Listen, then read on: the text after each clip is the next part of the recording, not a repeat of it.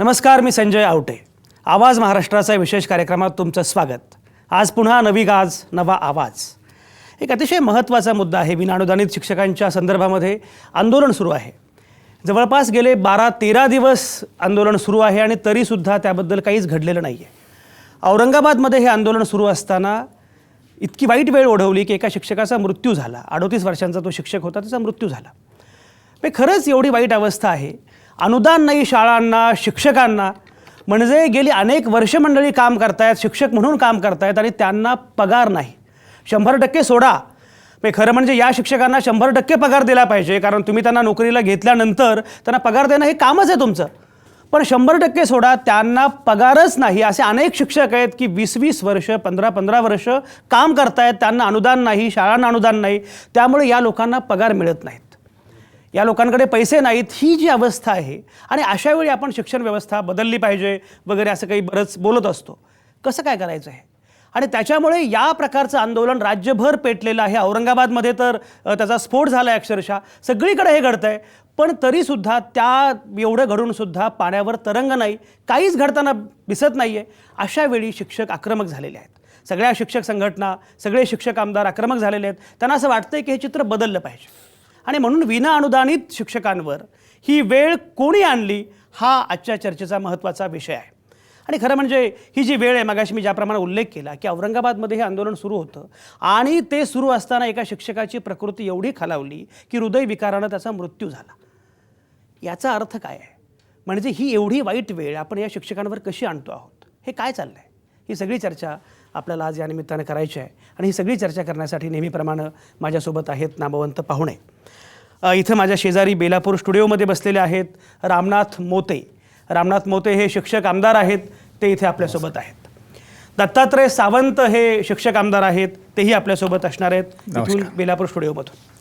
संदेश पाटील हे शिक्षक आहेत, त्यांना मी मुद्दाम बोलावलेलं आहे. विनाअनुदानित तत्वावर गेली 14 वर्ष हा माणूस काम करतो आहे. सलग 14 वर्षांचा वनवास जो माणूस सहन करतोय, सोसतोय. आणि संदेश पाटील हा एकटा शिक्षक नाही आहे, असे अनेक शिक्षक आहेत की ज्यांच्या वाट्याला हा वनवास आलेला आहे. आणि म्हणून त्यांना मी मुद्दाम बोलवलं आहे, कारण त्यांची भावना काय आहे ती महाराष्ट्रापर्यंत पोहोचणं, सरकारपर्यंत पोहोचणं, प्रशासनापर्यंत पोहोचणं अतिशय आवश्यक आहे. विक्रम काळे शिक्षक आमदार आहेत राष्ट्रवादी काँग्रेसचे, ते औरंगाबादमधून आपल्यासोबत लवकरच येतील, मला वाटतं आलेले सुद्धा आहेत. मनोज पिंगळे हे नाशिकमध्ये आहेत, रवींद्र विद्या प्रसारक मंडळाचे अध्यक्ष आहेत मनोज पिंगळे, ते नाशिकमधून आपल्यासोबत असणार आहेत. वेगवेगळ्या पक्षांच्या आमदारांना, शिक्षण क्षेत्रातल्या कार्यकर्त्यांना आणि शिक्षकांना, अशा सगळ्यांना मी मुद्दाम बोलावलेलं आहे. त्यामुळे एकूण या संदर्भातल्या आमदारांची भूमिका काय आहे, त्याचप्रमाणे कार्यकर्त्यांची भूमिका काय आहे आणि शिक्षकांची भूमिका काय आहे, हेही आपल्यासमोर येणार आहे. आणि म्हणून ही चर्चा अतिशय महत्त्वाची आहे. ही चर्चा सुरू करताना अगदी सुरुवातीला मला जायचं आहे आमदार रामनाथ मोतेंकडं. आमदार रामनाथ मोते, तुमचं स्वागत या चर्चेमध्ये. आणि मला खूप बरं वाटतं आहे की शिक्षकांच्या संदर्भातला एवढा महत्त्वाचा प्रश्न आहे आणि राज्यातले 3 शिक्षक आमदार स्वतःहून इथे आलेले आहेत. स्टुडिओमध्ये तुम्ही दोघे आमदार आलेले आहात, ही खूप चांगली गोष्ट आहे.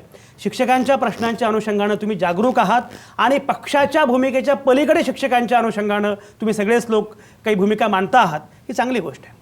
रामनाथ मोते, मला सांगा, आत्ता ज्या प्रकारचं आंदोलन सुरू आहे, म्हणजे आज 13वा दिवस आहे, शिक्षकांनी 13वं घातलं या सगळ्या सरकारचं आणि याचं, एवढे शिक्षक आक्रमक झालेले आहेत, तरीसुद्धा घडत काहीच नाही. नक्की मुद्दा काय आहे, काय म्हणणं आहे तुमचं? खरं म्हणजे हे काही पहिलं आंदोलन नाही आहे या शिक्षकांचं अनुदान मिळण्यासाठीचं. 100पेक्षा अधिक अनुदान म्हणजे आंदोलन झाली. अगदी संख्येत सांगायचं म्हटलं तर 133वं हे आंदोलन आहे. बापरे, 133 वेळा या शिक्षकांनी आंदोलन केलेलं आहे. किती वर्षांमध्ये? गेल्या 11 वर्षामध्ये. गेल्या 11 वर्षांमध्ये 133 आंदोलन झालेली आहेत. अरे बापरे.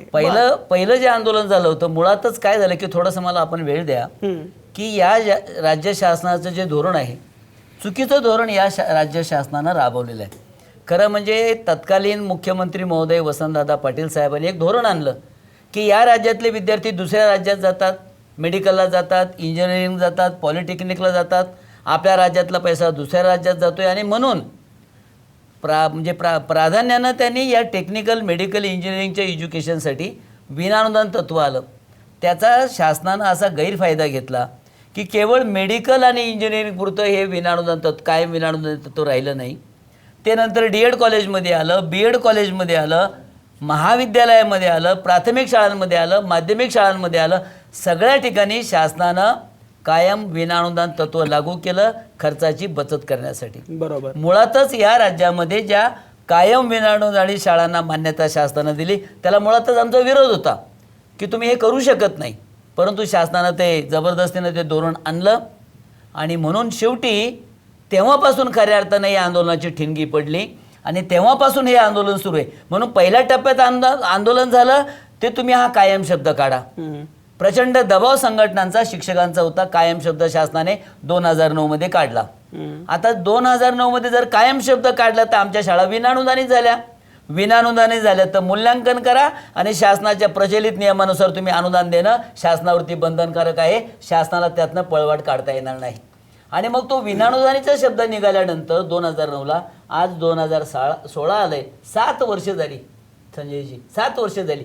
अद्यापही शासनानं या संदर्भात कोणतीही हालचाल केलेली नाही आणि म्हणून हे गेल्या 2 वर्षामध्ये ह्या आंदोलनानं अधिक उग्र स्वरूप धारण केलं.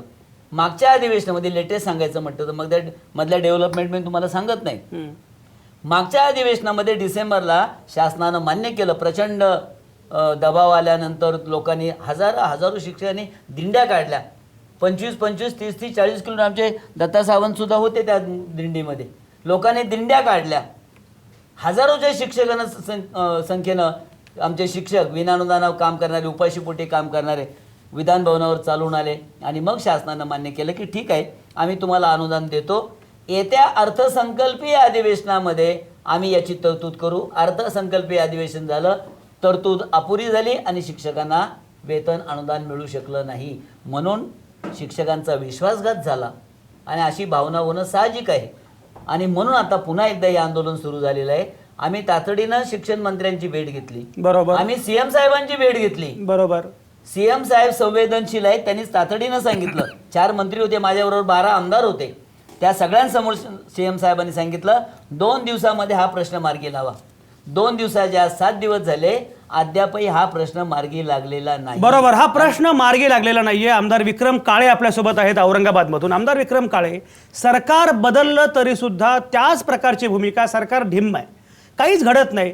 शिक्षकांच्या बद्दल एवढी संवेदनशीलता कशी नाही? 14 वर्ष, 10 वर्ष, 15 वर्ष लोक अक्षरशः विना वेतन नोकरी करतायत.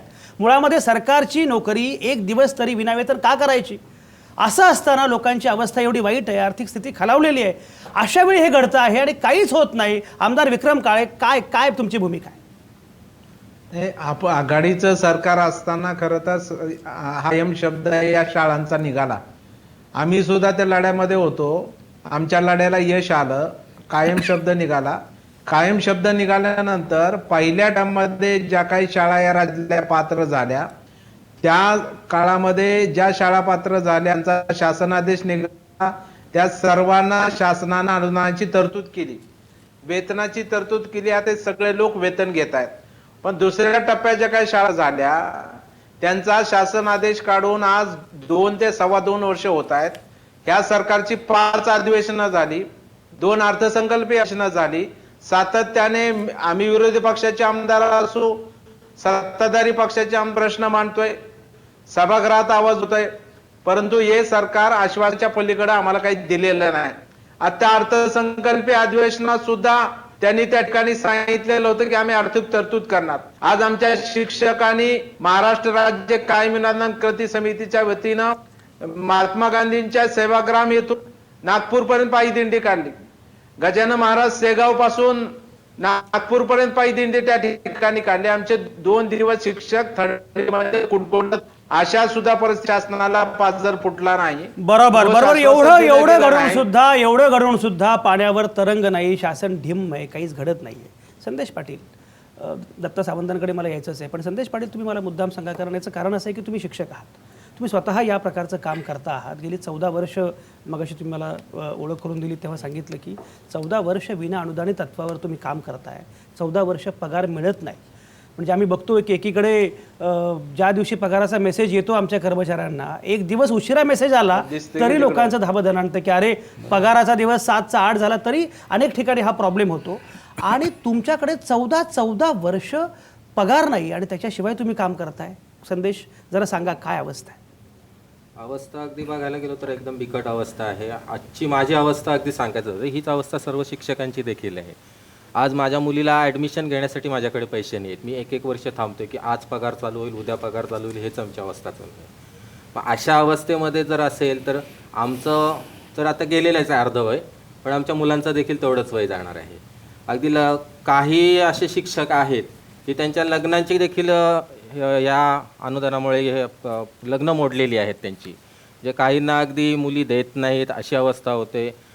कायम विनाअनुदानित पगार नाही, काही नाही, त्यामुळे घरातून देखील तशीच वागणूक मिळते. हे समाजामध्ये देखील मिळताना वागणूक अशाच प्रकारची मिळते की हे कायम विनाअनुदानित शिक्षक, यांच्याकडे काहीच नाही आहे. आर्थिक स्थिती देखील आमची तशीच बेताची करून ठेवलेली आहे आणि समाजामध्ये राहण्याची प्रतिष्ठा देखील आमची तेवढीच खाली उतरलेली आहे. आमचं आता एकच म्हणणं की आम्हाला अनुदान हवं आहे, आम्हाला पगार हवा आहे. अगदी साधं उदाहरण सांगायचं राहिले की जे कोणी अगदी 10,000पासून अगदी 1,00,000पर्यंत पण संदेश मला सांगा, जेव्हा तुम्ही नोकरी तुम्हाला स्वीकारली तुम्ही, तेव्हा तुम्हाला माहिती होतं का की आपल्याला या प्रकारे काम करावं लागणार आहे, आपल्याला पगार मिळणार नाही अगदी 14 वर्ष वगैरे, काय नक्की तेव्हा काय याची ठरलं? काहीच कल्पना नव्हती तसं 14 वर्षाचं. कारण आता एक सरकारी धोरण होतं की एक 5 वर्ष झाली, 10वीचे 3 निकाल झाले आपले की त्या 5 वर्षानंतर अनुदान मिळतं. बरोबर. या आशेपोटी आम्ही सर्व शिक्षक राहिलेलो आहोत की आज न उद्या आपल्याला अनुदान मिळेल. अगदी तेवढ्या जोमाने आम्ही सर्व, म्हणजे अगदी त्यावेळी देखील सगळं तरुण पिढी या क्षेत्रामध्ये उतरलेली होती की तेवढ्या जोमाने आम्ही त्या शिक्षण क्षेत्राचं काम केलेलं आहे, ज्ञानार्जन केलेलं आहे, तेवढ्या प्रमाणामध्ये आम्ही रिझल्ट देखील दिलेला आहे. म्हणजे असं देऊन देखील आम्हाला जर ही बरोबर. संदेश पाटलांची जी अवस्था आहे ती महाराष्ट्रामध्ये अनेक शिक्षकांची खरं म्हणजे आहे. आपल्यासोबत मनोज पिंगळे आहेत. मनोज पिंगळेंना सुद्धा त्यांची भूमिका मांडायची. मनोज पिंगळे, एकूण चित्र एवढं भयावह आहे, तुम्हाला असं वाटतं का की हे आंदोलन अतिशय न्यायी आहे, महत्त्वाचं आहे आणि सरकारनं तातडीनं पुढाकार घेतला पाहिजे, काही कृती केली पाहिजे, असं मनोज पिंगळे वाटतं का?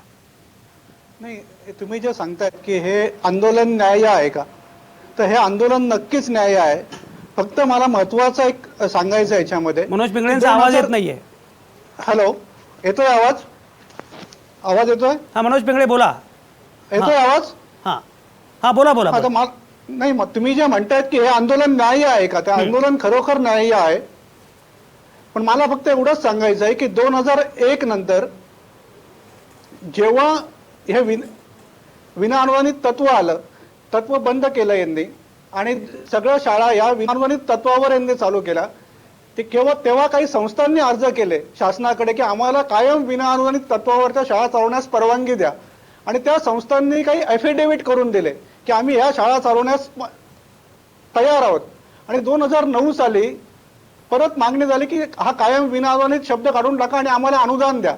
आणि तोपर्यंत 2001 पासून यांनी भरलेले शिक्षक 2009 पर्यंत हे शिक्षक सांगतायत की आम्हाला पगारच मिळत नव्हता. ही जबाबदारी जेवढी शासनाची आहे तेवढी त्या संस्था चालकांची पण होती की त्यांनी यांना पगार द्यायला हवा होता, किंवा त्यांना ह्या शिक्षकांना भरती करतानाच त्यांनी ही सगळं आयडिया द्यायला हवी होती. ही जेवढी शासनाची जबाबदारी आहे तेवढीच जबाबदारी त्या संस्था चालकांची पण आहे की आपण जे शिक्षक भरतो आहोत त्या शिक्षकांना दर महिन्याला पगार मिळाला पाहिजे. कारण की शासनाला त्यांनी एक ॲफिडेव्हिट करून दिलं होतं की आम्ही कायम विनाअनुदानित तत्वावर शाळा चालवण्यास तयार आहोत. मग ह्या ॲफिडेव्हिटला काही अर्थ उरतो का नाही? शासन जेवढं जवाबदार आहे तेवढेच त्या संस्था चालक पण जबाबदार आहेत ज्यांनी या शिक्षकांना पगार दिला नाही. अत्यंत महत्त्वाचा मुद्दा आहे मनोज पिंगळे, तुमचा मुद्दा अतिशय महत्त्वाचा आहे. मला असं वाटतं की आपण कायम सरकारच्या विरोधामध्ये किंवा सरकारबद्दल बोलतो आहोत, सरकार ढीम आहे. दत्ता सावंत हा जो मुद्दा मांडलेला आहे आणि मनोज पिंगळे मांडतायत. मनोज पिंगळे स्वतः रवींद्र विद्याप्रसारक मंडळाचे अध्यक्ष आहेत, त्यामुळे त्यांची भूमिका फार महत्त्वाची आहे. दत्ता सावंत, तुम्हाला असं वाटतं का की खरोखरच यामध्ये सरकारचा जेवढा मुद्दा आहे तेवढाच मुद्दा, तेवढा संदर्भ हा या संस्था चालकांचा सुद्धा आहे, त्याच्याबद्दल काही बोललं गेलं पाहिजे जे प्रामुख्यानं बोललं जात नाही? काय म्हणणं आहे? संजयजी, हा मुद्दा असू शकेल, परंतु 100% हे म्हणजे फिरवण्याचा प्रकार आहे. कारण संस्था कुठलीच म्हणजे उत्पन्नाचा स्रोत नसणारी असते. धर्मादायकताकडे रजिस्ट्रेशन झालेली संस्था, कुठलाच उत्पन्नाचा स्रोत नसणारी शिक्षण संस्था कोणालाच पगार वेतन श्रेणीमध्ये देऊ शकत नाही, नव्हे दिलाच गेला नाही. इतकं जबाबदारीने एका वाक्यात मी या ठिकाणी सांगेन. कारण मी सुद्धा विनाअनुदानित शाळेत 8 वर्ष काम केलंय. असं अच्छा, स्वतःच मी 8 वर्ष वेतन काम केलंय. आणि मी साधारण महाराष्ट्र राज्यभर फिरलोय संघटना म्हणून. कुठलीच शिक्षण संस्था जर का वेतन श्रेणीत पगार जर विनाअनुदानित शाळेतल्या शिक्षकांना देत असेल तर मला वाटतं अशांचा आपणाला शिवाजी चौकामध्ये आणून पार्कवरती आणून सत्काराने सन्मान केला पाहिजे. या राज्यामध्ये एवढा पगार देण्याची उत्पन्नाची स्रोत उद्योगपतींच्याकडे नाहीत, भांडवलदारांच्याकडे मोठ्या मोठ्या नाहीत, आणि मग गावागावामध्ये शिक्षणाची व्यवस्था चालावी म्हणून जी शाळा ज्यांनी चालू केली त्यांनी ती चूक केली नाही. त्या गावातल्या मुलींचं शिक्षण झालं हे लक्षात घ्या. कारण ह्या जवळजवळ 6,000 युनिट आहेत. प्राथमिकची 2,000 आहेत, माध्यमिकची 2,000 आहेत, उच्च माध्यमिकची 2,000 आहेत. यातली 2,940 युनिटचं मूल्यांकन झालंय. शासनानं 5-5 वेळेला तपासण्या केलेत आणि त्यांना पात्र म्हणून घोषित केलंय. आणि प्राथमिक, माध्यमिक, उच्च माध्यमिक तर अजून 1 वर्ष झालं त्यांचं नुसतं तपासणीत घालवलंय. यांना अनुदान देणं सरकारचं कर्तव्य आहे. लोककल्याणकारी म्हणून जर आम्ही पुढे येत असेल तर या ठिकाणी आपल्याला अशी भूमिका मांडता येणार नाही. कारण आपल्याला लोकांचं कल्याण करायचं असेल तर त्या गावातली शिक्षण व्यवस्था चालली पाहिजे आणि यासाठी त्या शाळांना अनुदान दिलं पाहिजे. संस्था कुठलीही देऊ शकत नाही, बरोबर. कुणीच दिलेलं नाही आजपर्यंत. दत्तात्रय सावंतांनी जो मुद्दा मांडलेला आहे त्यामध्ये सरकारला जबाबदारी टाळता येणार नाही असं त्यांचं म्हणणं आहे. विक्रम काळेंना काहीतरी बोलायचं आहे. विक्रम काळे बोला, काय म्हणणं आहे? नाही, आता मला असं वाटतंय की आता हे सगळं झालेलं आहे. शासनाने आदेश काढलेला आहे शाळा पात्र म्हणून, GR काढलेला आहे. शासनाचं धोरण ठरलेलं आहे की एखादी शाळा निकषानुसार आमचे शासनाचे जे काही नियम आहेत, निकष आहेत ते पूर्ण करत असेल तर आम्ही पहिल्या वर्षी 20% देऊ, दुसऱ्या वर्षी 40% देऊ, तिसऱ्या वर्षी 60% देऊ, चौथ्या वर्षी 80% आणि 5व्या वर्षी 100% अनुदान देऊ. हे सूत्र ठरलेलं असताना आज ज्या शाळा पात्र ठरलेल्या आहेत, ज्यांचा आदेश निघालेला आहे, त्यांना त्या टप्प्याप्रमाणे प्रचलित नियमानुसार शासनानं आर्थिक तरतूद करून त्या सर्व शिक्षक कर्मचाऱ्यांचं वेतन सुरू केलं पाहिजे. पण हे असताना, नियम असताना, कायदा असताना हे सरकार मात्र, मी ऐकलं की गुजरात आणू इच्छित आहे. म्हणजे शाहू फुले आंबेडकरांच्या राज्यामध्ये आज ज्यांनी मुलींचं शिक्षण या राज्यामध्ये सावित्रीबाईंनी सुरू केलं, त्या शाहू फुले आंबेडकरांच्या राज्यामध्ये हे गुजरात, आपलं सरकार हे गुजरात पॅटर्न अवलंबून इच्छित आहे. गुजरात पॅटर्नचा मी स्वीकार करू. शिक्षकांना शाळांना अनुदान द्यायच्या ऐवजी आम्ही विद्यार्थ्यांना अनुदान देऊ. म्हणजे एखाद्या शाळेत 30 विद्यार्थी असले तर एका विद्यार्थ्यामागं काहीतरी 5 ते 6 हजार रुपये अनुदान द्यायचं आणि त्याच्यामधून मग शाळांनी त्या शिक्षक कर्मचाऱ्यांचं वेतन द्यायचं, जो काही खर्च असेल तो भागवायचा. असा मोहम्मद तगलकी निर्णय ह्या सरकारनं कदापि घेऊ नये. तशा प्रकारचा विचार सुद्धा करू. बरोबर. विक्रम काळे, हा अगदी हा तुमचा मुद्दा पोहोचलेला आहे. बरोबर तुमचा मुद्दा पोहोचला. एकच मिनिटात बोला. की हे आपण एकीकडे स्मार्ट इंडिया, स्मार्ट महाराष्ट्र म्हणतो आणि मग असं आपल्याला करायचं असेल तर एक नवीन निर्णय घ्या. ठीक आहे, पूर्वीच्या सरकारने 20 पाडले. तुम्ही तुमचा आपल्या माध्यमातून मुख्यमंत्री महोदयांना माझी विनंती आहे की फडणवीस पॅटर्न आणा. डायरेक्ट 100% शाळांना अनुदान देणार, आम्ही टप्प्याटप्प्याने देणार नाही. अशा प्रकारचा नवीन निर्णय आम्ही स्वागत करायला बसलेलो आहोत, अभिनंदन करायला. विक्रम आतापर्यंत का नाही आणला? तुम्ही आणा ना. तुम्हाला आता लोकांनी चांगलं म्हणून सत्तेवर बसवलं, तुम्ही निर्णय घ्या ना. तुम्ही निर्णय घ्या, आम्ही स्वागत करायला बसलो ना. आमचं 20, 40, 60 आहे ते काढून घ्या. डायरेक्ट 100% अनुदान देतो. फडणवीस पॅटर्न या राज्यातल्या शिक्षकांना नाही, विक्रम काळे तुम्ही असं म्हणताय की तुम्हाला चांगलं म्हणून लोकांनी बसवलं म्हणजे तुम्ही वाईट होता का? असं काय तुम्हाला 15 वर्ष हे का नाही करता आलं? आम्ही चांगलं होतं, आम्ही कायम शब्द का. आमच्या अजितदादा पवार साहेब अर्थमंत्री होते, त्यांनी शब्द काढला. मानभाऊजी चव्हाण साहेब मुख्यमंत्री, त्यांनी कायम शब्द काढला आणि या शाळांना अनुदान निर्णय घेतला ना. आमच्या काळामध्ये ज्या शाळा पात्र ठरल्या आज ते सगळे लोक वेतन घेत आहेत. यांच्या काळात ज्या शाळा पात्र ठरल्या, शासन आदेश निघून 2 वर्ष 5 अधिवेशनं झाली. आज आम्हाला आंदोलन करावं लागतं. लोक आमची आत्महत्या करतायत, लोकांचा जीव चाललेला आहे. अद्याप कायम शब्द काढलेला, एका शाळेला अनुदान दिलं नाही. तुम्ही नाही दिलं आणि या शासनाने पण दिलेलं नाहीये. अहो, शिक्षक आमदार आहात आपण मोठे सर. आपण असं चुकीचं बोलून इथं चालणार नाही. महाराष्ट्र राज्याचे सर्व शिक्षक पाहतायत. ज्या 58 शाळा पात्र ठरल्या, 58 शाळा ज्या पात्र ठरल्या, त्या 58 शाळेमधले शिक्षक कर्मचारी सर आज मोठे सर वेतन घेतात. अहो, त्या कायम मधले, तुमच्या माहितीसाठी तुम्ही GR काढून बघा, त्या कायम मधल्या शाळा आहेत सर. राजकारण आपण बाजूला ठेवू, आपण शिक्षकांचे प्रतिनिधी आहोत, आपण शिक्षकांसाठी लढतोय. त्याच्यामुळे आपण शिक्षकांच्या भल्याचा निर्णय या सरकारनं घ्यावा. ऐका रामनाथ मोते, विक्रम काळे, तुमचं राजकारण सुरू असताना आमच्या संदेशला काहीतरी बोलायचंय. संदेश बोला. आता आमचा गंभीर विषय असा आहे की आम्हाला अनुदान हवे. अनुदानामध्ये मध्येच गुजरात पॅटर्न कशाला आणताय? मुख्यमंत्री साहेबांना अगदी शिक्षण मंत्र्यांना देखील म्हणजे विनंती आहे अशी की हा गुजरात पॅटर्न मध्येच कशाला येतोय? गुजरातवर प्रेम आहे जास्त. नाही येणारच नाही गुजरात. हे बघा गुजरात पॅटर्न मुळे काय होणार आहे? इथे शिक्षकांना पगार मिळणारच नाहीये. तो या राज्यामध्ये गुजरात पॅटर्न येणार नाही आणि गुजरात पॅटर्न आम्ही महाराष्ट्रामध्ये विक्रमजी आपण अजिबात येऊ देणार नाही. आमच्या बरोबर नाही, आहात बरं, ना तुम्ही? मला- मला- नाही येऊ मला एक देणार सांगा. आपण. नाही, नाही, नाही. गुजरात पॅटर्न येऊ रामनाथ देणार नाही. रामनाथ दत्ता रामनाथ सावंत पण आहे रामनाथ बरोबर. मोते विक्रमजी, रामनाथ मोते नाही येऊ देणार. मुळामध्ये गुजरात पॅटर्न आहे काय ते जरा सांगा आम्हाला. काय प्रकार आहे गुजरात पॅटर्न? याचा अर्थ की आता आपण शाळांना शिक्षकांना अनुदान देतो, पगाराचं अनुदान देतो, शाळा चालवण्यासाठी नॉन सॅलरी ग्रँट ज्याला आपण वेतनेतर अनुदान होतं ते पैसे आपण संस्थेला शाळेला देतो. गुजरात पॅटर्नच्या आधारे शिक्षक पण तुम्हीच नेमा, शाळेचं मेंटेनन्स पण तुम्हीच बघा, त्या विद्यार्थ्यांच्या सोयी सुविधा ते सगळं तुम्हीच बघा. बरोबर. आम्ही तुम्हाला एक लमसम अमाऊंट देऊ, तेवढी दिली की आमचे काम संपलं, आमची जबाबदारी संपली. तुम्ही शिक्षकांना पगार देता की देत नाही, 10 बरोबर, रुपये देतात बरोबर, की 10,000 बरोबर, रुपये देतात हा विषय नाही. आणि म्हणून हा गुजरात पॅटर्न बरोबर. गुजरात पॅटर्न काय आहे या राज्यात समजलं. आम्ही बरोबर. तो येऊ देणार नाही विक्रम. बरोबर आपण बरोबर नाही येऊ तुमचा- देणार. बरोबर तुम्ही आपण नाही येऊ बरोबर देणार. तुमचा मुद्दा तुम्हाला पोहोचतो. कसं काय माहित झालं? मनोज एक सेकंद एक सेकंद मनोज पिंगळे मला सांगा. मुळामध्ये तुम्ही जे मागापासून म्हणता आहात की जबाबदारी केवळ सरकारची नाही संस्थांची सुद्धा आहे. तुम्हाला असं वाटतं का की हे सगळेजण जरा सरकारला जास्त जबाबदार मानतायत आणि हे चुकीचं आहे असं काही वाटतं का? नाही, चुकीचं आहे असं वाटत नाही. कारण की सरकार जे आता आमदार साहेबांनी सांगितलं की लोक कल्याणकारी राज्य आपलं असलं पाहिजे आणि ते घटनेमध्ये पण अभिप्रेत आहे.